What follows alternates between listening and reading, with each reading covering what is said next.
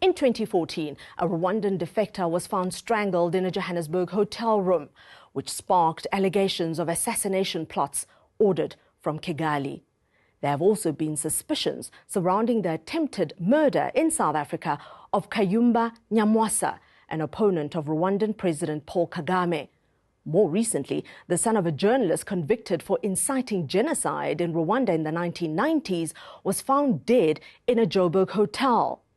President Kagame's critics accuse him of trying to silence opposition, but the Rwandan government vehemently denies this. He was one of the most high-profile Rwandan dissidents to be killed on South African soil.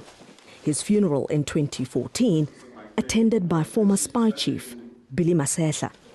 Once President Kagame's chief of intelligence, Patrick Kariega, fell out with the Rwandan leader, was jailed for alleged desertion and insubordination, and stripped of his military rank. He publicly accused President Kagame of ordering political killings. His death on New Year's Day was seen by many as one such political murder. Kariega was found strangled at the Michelangelo Hotel in Sandton, Johannesburg. To this day, a suspect is yet to be arrested, and a hearing date for an inquest into his death yet to be finalized. Kigali has also been accused of having a direct hand in the attempted murder of former Rwandan military chief Kayumba Nyamwasa, who had also fled to South Africa. Nyamwasa has survived several assassination attempts and is still under South African police protection.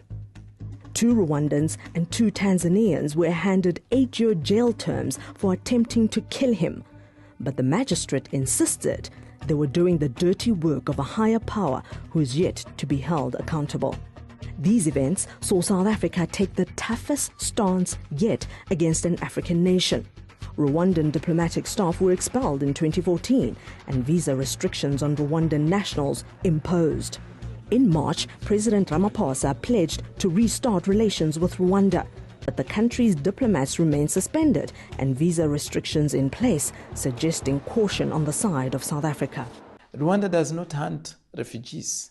Kigali's man in Pretoria, Vincent Karega, denies plotting to kill dissidents. So in your view, the South African government had no justification to expel Rwandan diplomats?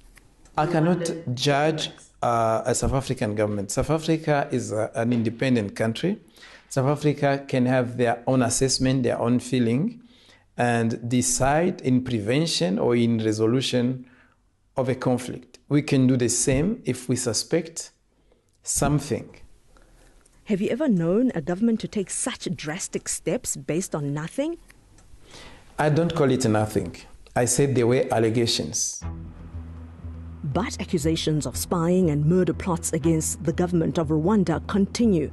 Frank Twali, a former member of Kagame's Rwandan Patriotic Front, whose army is credited with ending the 1994 genocide, says he fell out with the regime when he refused to continue spying for them while a student in South Africa on a Rwandan government bursary. I worked with that regime in terms of tracking down other students and other elements who we considered negative forces, and their negativity was just criticizing the government. He believes he too is on Kagame's hit list. I had even seen other people being eliminated because I was in the system myself. I could see what happens to people who disagree with the regime.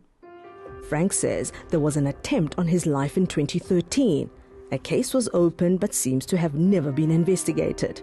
Frank will tell you anything that will tarnish the government of Rwanda. They are on that struggle.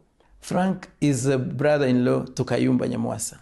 Frank turned from a student loyal to the country into an opposition when his brother-in-law ran away from court in Kigali. Frank is not the only person making these claims. Former RPF soldier Kennedy Gehana, who fled Rwanda for South Africa, where he's now an attorney of the High Court, says an assassin hired by the government of Rwanda tried to kill him while he was in hospital recovering from a car accident. The gentleman who was hired and paid the money, he used to know me. And after getting money, he refused to do the job. Instead, he went to the police and opened a case. Sunnyside police station. And he gave the authority all the information. This case too seems to have never been investigated. Can I tell you, these people are cooking stories. The High Commissioner says many of the people who've accused Kigali of extrajudicial killings are fugitives of justice in Rwanda. They are here. We don't have power to prosecute anybody here. You can get them extradited. Yes, but it's a process. It is a process. But why? It can only work if bilateral relations are fine and if South Africa listens to us and not to them. Karega says Kennedy and Frank, both members of exile opposition group Rwanda National Congress, have embarked on a smear campaign aimed at regime change. They don't show any fear. So if really you are hunted, you'll probably hide. One person who is in hiding is this man who says he was hired to kill opposition figures living in South Africa. You were asking me why I smoke too much. I told you I live stress. Yeah, I live stress. Life is a stress itself. Till now, I live like someone who's in a certain coffin. South Africa has tried to deport him, but the Hawks placed him in witness protection after he convinced investigators that his life is in danger. I came in South Africa in 2014 through Rwandan Army's connection. I came with a certain objective that I have to do a certain job I will be told on the land. We have a certain saying in Rwandan Army, let me be clear, Rwandan Army.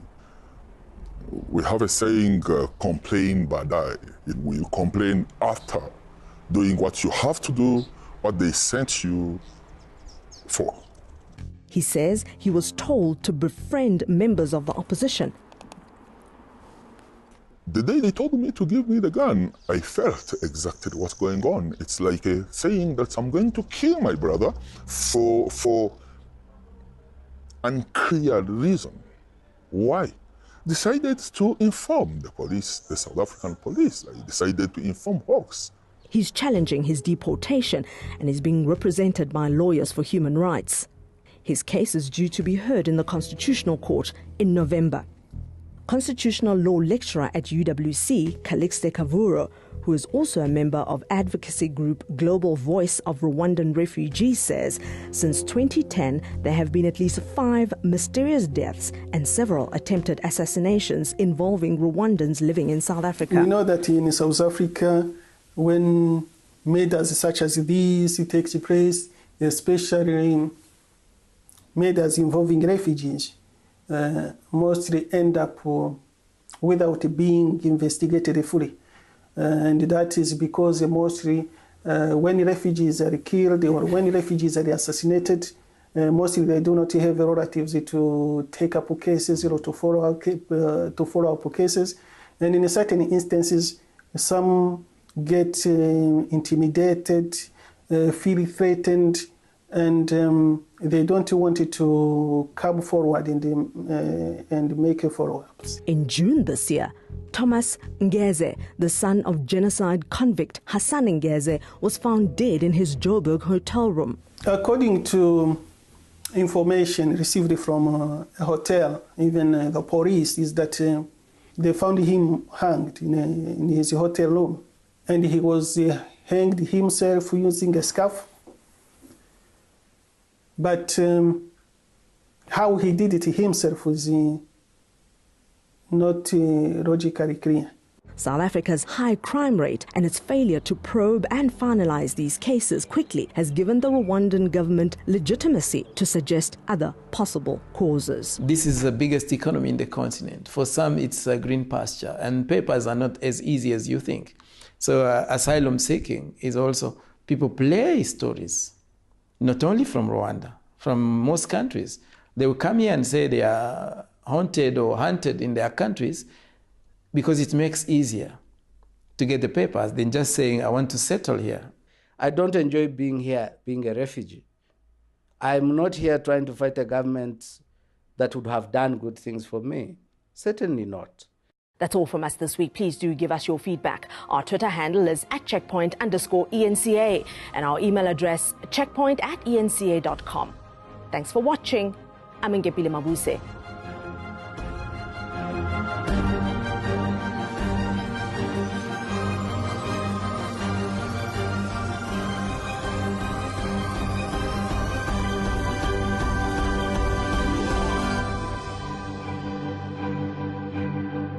You can watch previous Checkpoint episodes on enca.com as well as on YouTube. Subscribe to the ENCA YouTube channel and click on the Checkpoint playlist to watch.